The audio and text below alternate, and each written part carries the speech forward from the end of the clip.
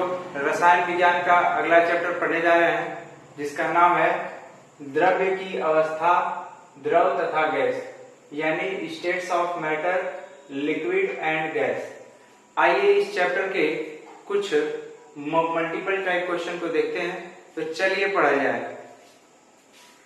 आइए दोस्तों, question number first देखते हैं। दो समान धारिता वाले फ्लास्क में 500 मिलीमीटर दाब पर नाइट्रोजन एवं 250 मिलीमीटर दाब पर हाइड्रोजन गैस भरी है। दोनों पात्रों को जोड़ देने पर संपूर्ण मिश्रण का दाब होगा। तो याद रखिए दोस्तों, जब दो अलग अलग समान धारिता यानी समान आयतन वाले फ्लास्क में अगर अलग अलग गैसें रखी हैं और इन सबको एक ही बर्तन में अगर रख दिया जाए तो इन गैसों का जो संपूर्ण दाब होगा, इन गैसों के दाबों के योगफल का आधा हो जाएगा दोस्तों। अर्थात आपका 500 मिलीमीटर या अर्थात कुल दाब P बराबर क्या हो जाएगा, P1 plus P2 divided by 2, यानी 500 प्लस आपका 250 डिवाइडेड बाई 2। तो दोस्तों ये हो जाएगा आपका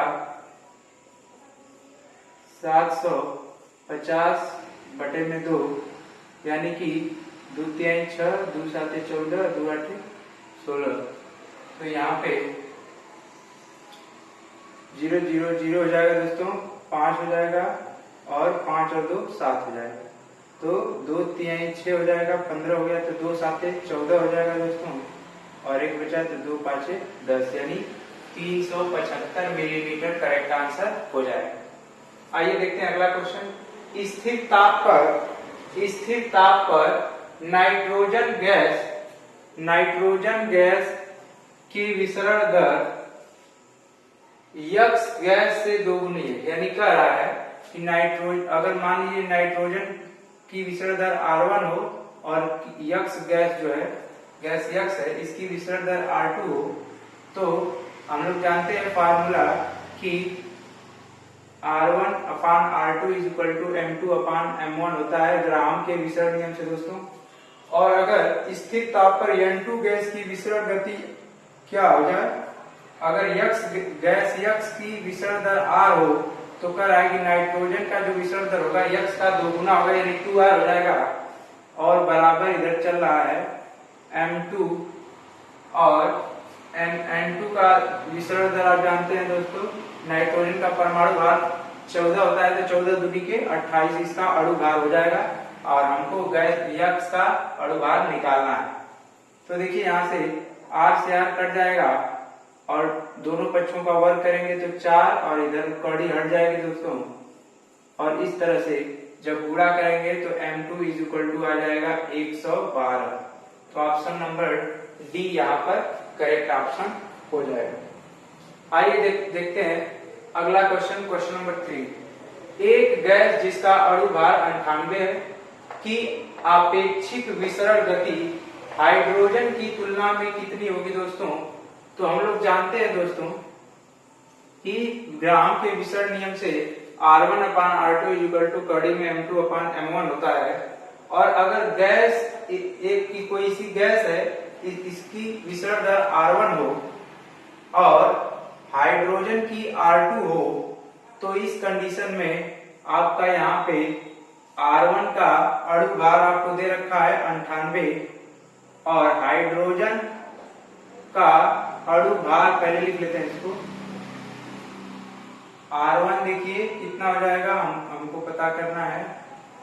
R2 यहाँ पे है, और गैस R1 जो पहली गैस है, इसका अगर विसरण दर R1 होगा तो अणु भार M1 होगा, और ये दे रखा है दोस्तों 98 दे रखा है, और M2 कितना दे रखा है, तो M2 हाइड्रोजन गैस है, और हाइड्रोजन गैस H2 के रूप में पाया जाता है, तो इसका अणु भार हो जाता है 2। और इस तरीके से अगर हम इसको काटेंगे तो ये हो जाएगा 1/49, और रूट से बाहर निकलेगा तो 1/7, R1 अपान R2 हो जाएगा दोस्तों। तो R1 हमें निकालना है, तो 1/7 इंटू R2 हो जाएगा दोस्तों। यानी कि हमको पूछ रहा है कि एक गैस का अणुभार अपेक्षिक संख्या विसरण हाइड्रोजन की तुलना में कितना होगा। तो हाइड्रोजन की तुलना में दोस्तों 1/7 हो जाएगी। कितना हो जाएगी? 1/7। एक बार फिर से देखिए, अगर किसी गैस का अणुभार दिया हो और उसकी अपेक्षिक संख्या हाइड्रोजन की तुलना में पूछे, तो हाइड्रोजन की अपेक्षिक गति जो है या विसरण दर जो है वो R2 माना था, तो R2 का कितना गुना होगा ये आपसे पूछ रहा था, R1 जो है। अब आइए देखते हैं क्वेश्चन नंबर 4 को।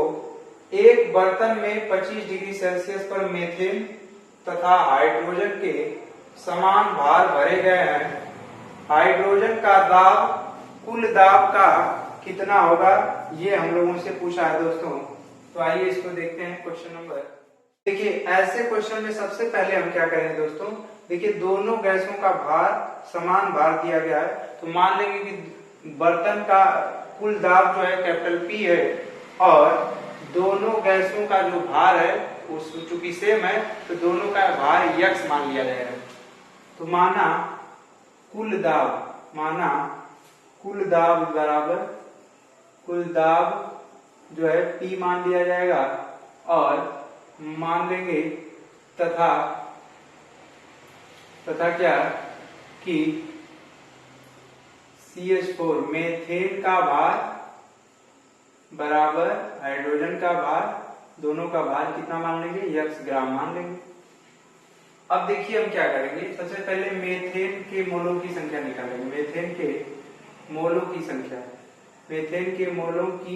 संख्या अगर N1 मान लिया जाए दोस्तों, तो ये कितना हो जाएगा, तो मीथेन का भार और बटे में मीथेन का अणुभार। मीथेन का अणुभार कितना होगा, कार्बन का 12, एक हाइड्रोजन का 1, तो 4 हाइड्रोजन का 4, 12 4 16 हो जाएगा दोस्तों।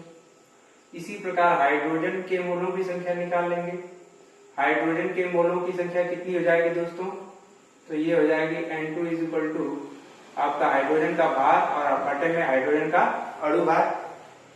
अब हमें पूछ रहा, अब यहाँ से हम लोग कुल मोलों की संख्या निकालेंगे। कुल मोलों की संख्या क्या हो जाएगी दोस्तों, तो कुल मोलों की संख्या N1 प्लस N2 हो जाएगी, अर्थात x बटे में 2 और प्लस x बटे में 16 हो जाएगा। तो ये हल करने पर आ जाएगा 9x/32।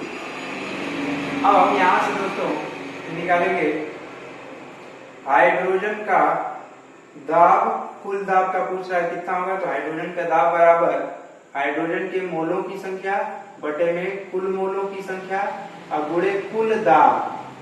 तो हाइड्रोजन के मोलों की संख्या कितना आया था दोस्तों, x बटे में 2 आया था और कुल मोलों की संख्या आया है 9x बटे में 32 और गुणे P, तो ये हो जाएगा x बटे में 2 गुणे 32 बटे में 9x। तो इससे कटाएंगे दोस्तों तो ये 16 हो जाएगा। अब P चल रहा है तो यहाँ से x कट जाएगा दोस्तों, तो ये वैल्यू आपकी आ जाएगी 16 बटे में 16। ये वैल्यू देखिए दोस्तों, यहाँ पे इसको हल करने पर आपका आएगा 16। कितना आएगा, एलसीएम 16 आ जाएगा। तो हल करने पर 16 जब आएगा तो 16 आएगा तो कटाएंगे तो दोस्तों यहाँ पे 8 हो जाएगा। कटाने पर 2 से 8 हो जाएगा, तो आंसर आ जाएगा 8 बटे में 9 गुणे P, यानी कुल दाब का कितना हो जाएगा दोस्तों, 8 बटे 9। कुल दाब का कितना हो जाएगा, 8 बटे 9। अब आइए अगला क्वेश्चन देखते हैं हम लोग। अगला क्वेश्चन,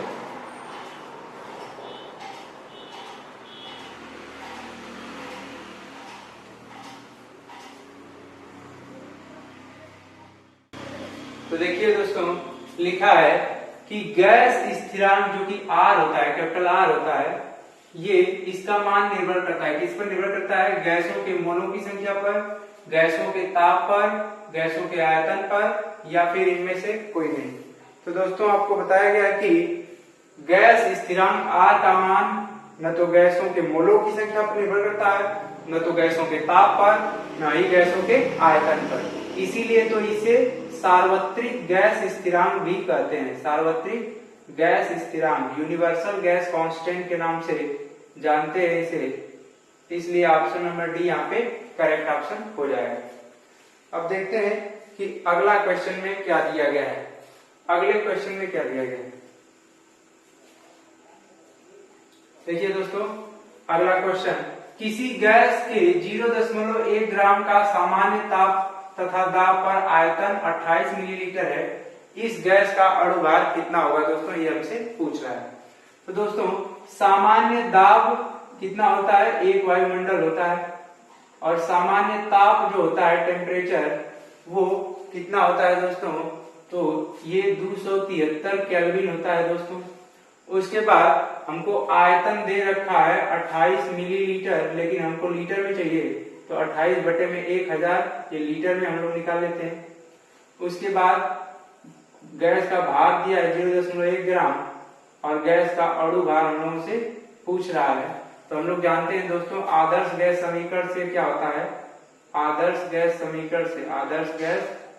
समीकरण से हम लोग जानते हैं कि PV is equal to W/m into RT होता है, और यहाँ पे P का मान 1 दे रखना है, V का मान रखना है दोस्तों 28 बटे में 1000, और बराबर W का मान कितना 0.1 है, M का मान फाइंड करना है दोस्तों, और R का मान 0.082 1 होता है, और गुणे ये T का मान 273 रखना है, 273 रखना है दोस्तों, 273।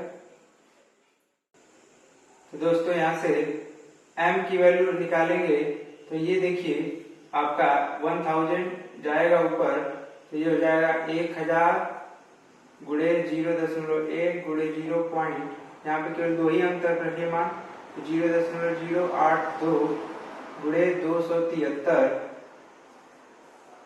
और डिवाइडेड बाई 28 हो जाएगा।